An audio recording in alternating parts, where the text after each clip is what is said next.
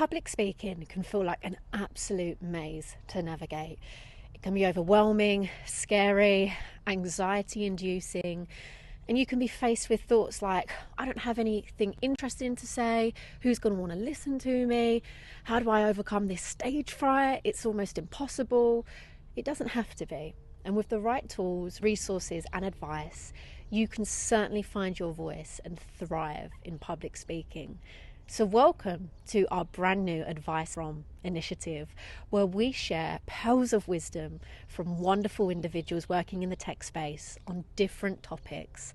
And you've probably guessed it, the first topic we're diving into is public speaking. And we are asking two wonderful individuals in tech, how do they best prepare for conference speaking so it feels easier to get on the stage? We are joined by the wonderful Toou, who you may recognize from our Equal Inspired podcast. Toou is recognized as one of the top women in AI, a popular speaker, author, thought leader, advisor, and entrepreneur with over 18 years experience. Toou is also a tech founder and CEO of Bedrock AI, which is an AI product and services company focused on AI research, model, and product development using the underlying principles of responsible AI. Toou has done over 20 talks last year alone, globally. Also joining us, we have Mina Nakisanovic, and Mina is a passionate tech leader with over 20 years of experience in software development. Mina holds a PhLIC in computer science and is recognized as one of 100 female thought leaders worldwide by LeanIn Agile 2019. Mina has graced the stage at Women in Tech Sweden, the Lisbon Data and AI Forum, the DevOps Conference, the list goes on. So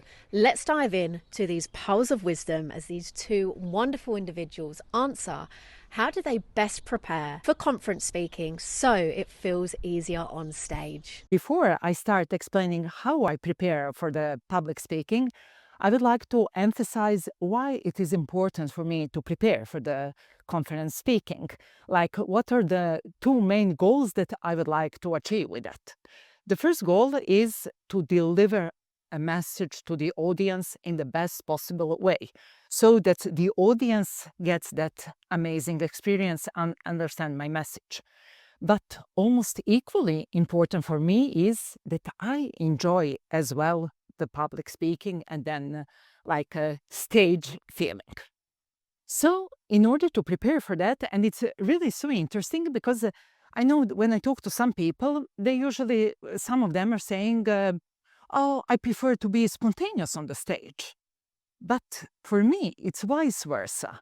First, when I'm well prepared, I can be spontaneous and enjoy the speaking. So it's really important to understand like my needs. And of course, people are different, and that's the beauty with having different type of speakers.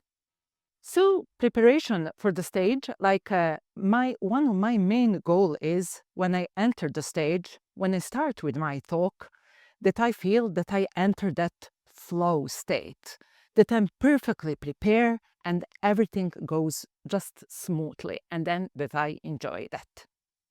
So if you start, what are the important things and how do I practice before my conference speaking? So assuming that I already created the presentation, put the right content, thinking about the audience so that I have the right message to the right people. So when I have slides and then flow and a high level idea, what I want to deliver during my talk, I was thinking like, how much time do I have for talk? Today, it's usually that you get 20 or 30 minutes. And then I exercise. I go speak loudly through all my slides and measure the time. Why it is so important?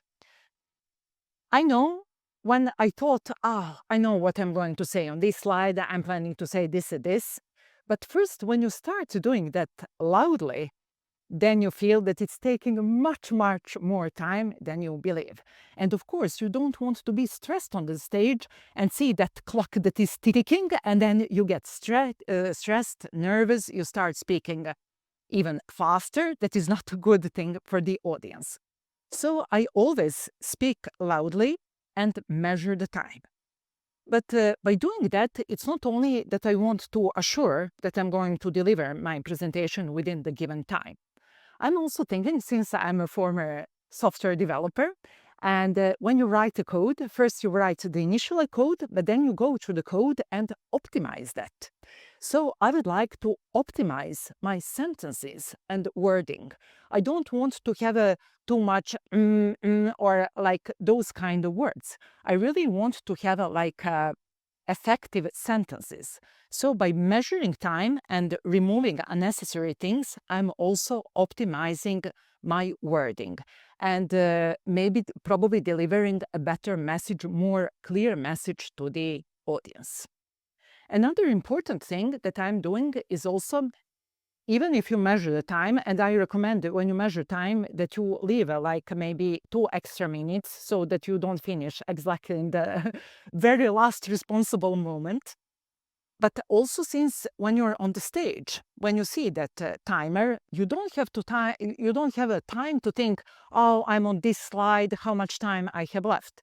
So I usually plan ahead, like when I reach maybe 10 minutes of the presentation, then I should have reached to that slide, and then I can adjust a little bit. But usually you can't skip a half of presentation. You can skip one slide or two.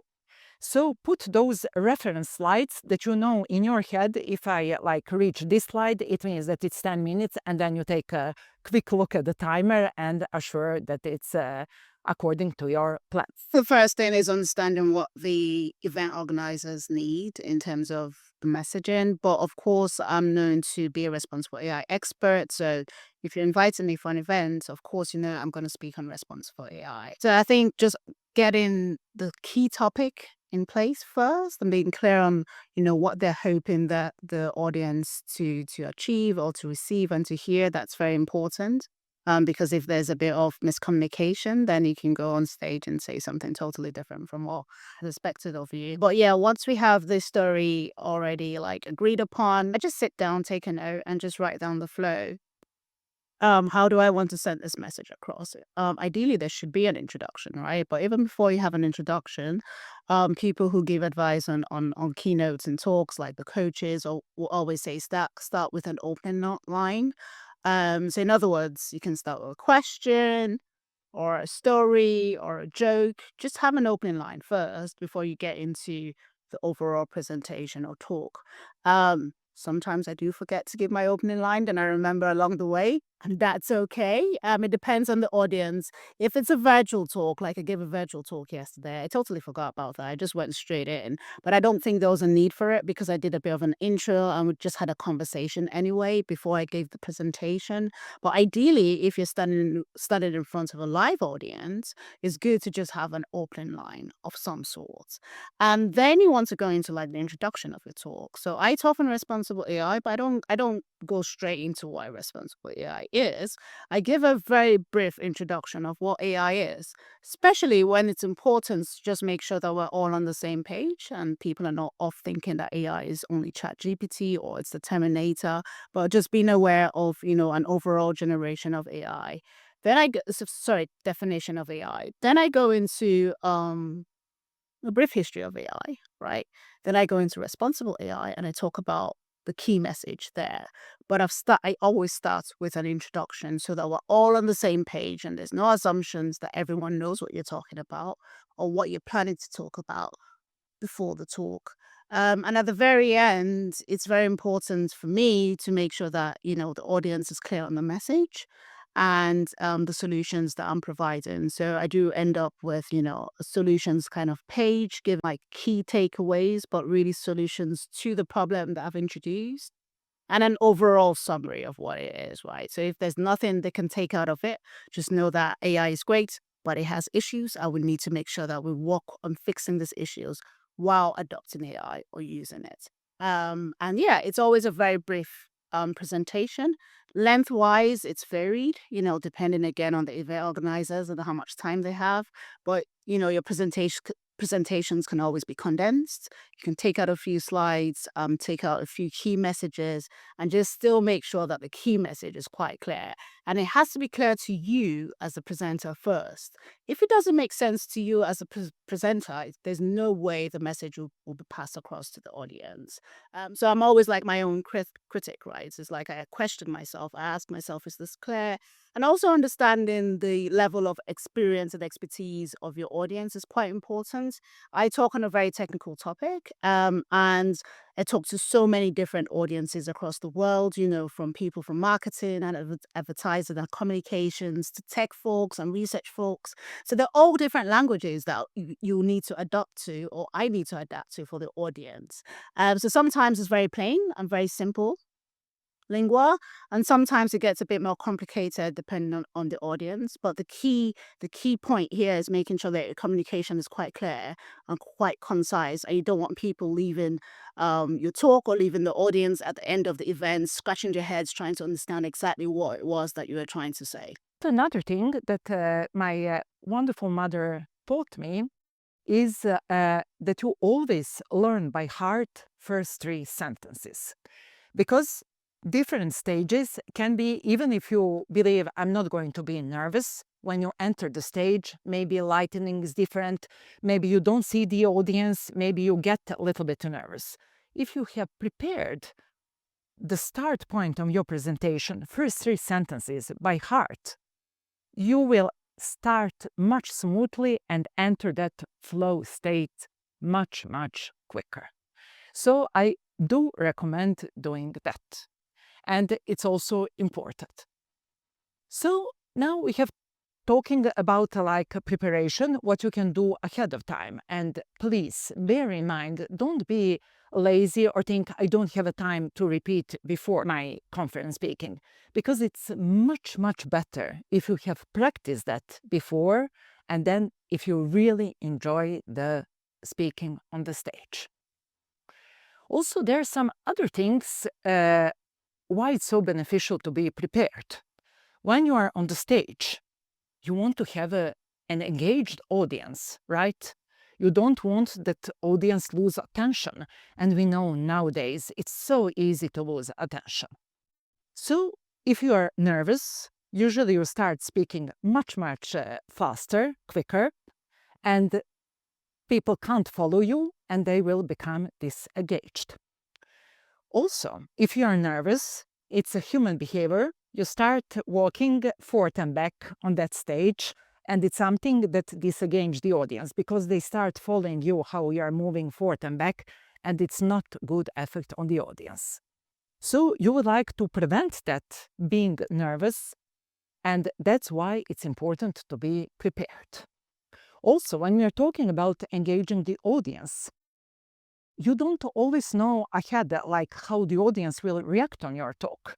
So you want to be prepared that you are not focused just on the content and thinking about time. You want to feel a little bit atmosphere in the room and to be spontaneous. But you can be like that only if you have prepared and you are not thinking about the content that you are delivering. Of course, you think about that, but everything is smoothly, and also you are not catching up with the time.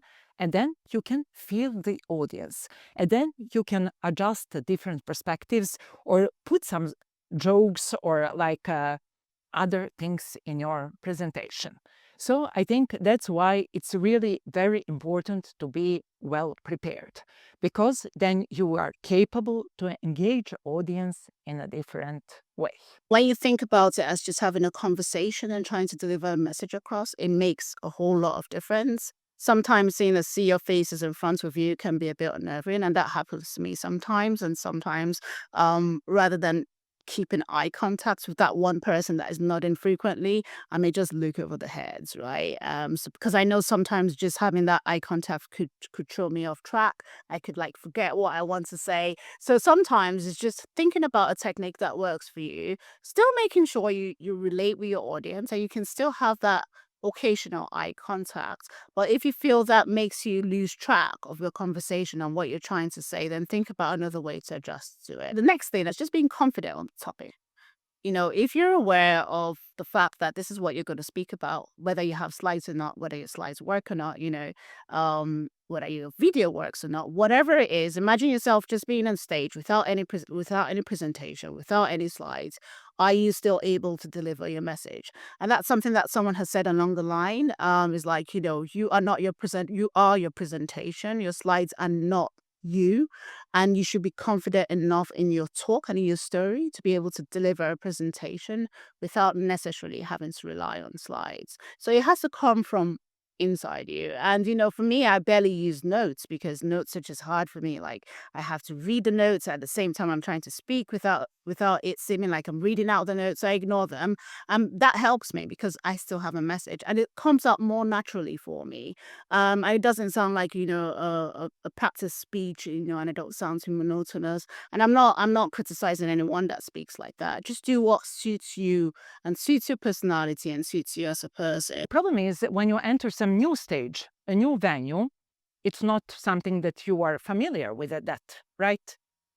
I recommend that you watch previous videos or like ask organizers how the stage look like, that you can go through your head before the stage entrance, how it will look like on the stage. Because what neuroscience said, if something is familiar in our brain, we are not going to react as it is the first time, as it's shock for us, and then we are not going to be nervous.